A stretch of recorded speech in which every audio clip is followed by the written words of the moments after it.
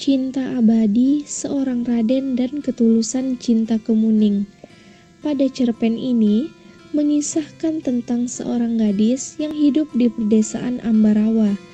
Gadis itu bernama Kemuning.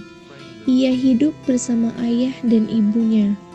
Kemuning adalah gadis yang cantik dan baik hati.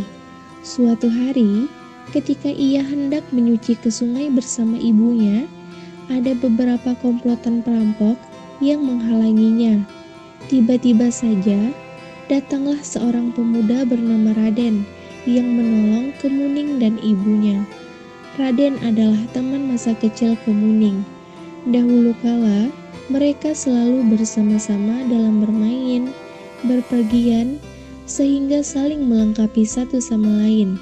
Hingga pada akhirnya, ayah Raden tidak suka bahwa anaknya bermain dan dekat dengan Kemuning, lalu menyuruh putranya untuk jauh dan tidak pernah bertemu kembali.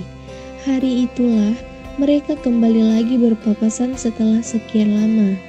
Hari semakin berlalu, kenangan masa lalu ini semakin jelas teringat oleh Raden dan Kemuning.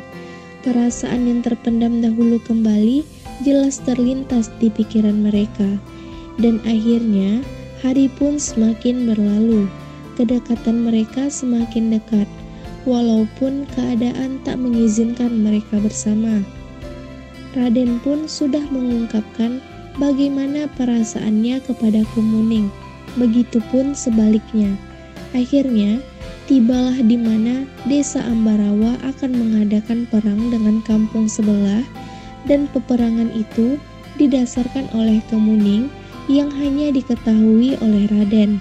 Dan sebelum itu, Raden berjanji akan kembali dengan selamat, lalu memenangkan peperangan dan segera menikahi Kemuning. Tapi takdir berkata lain.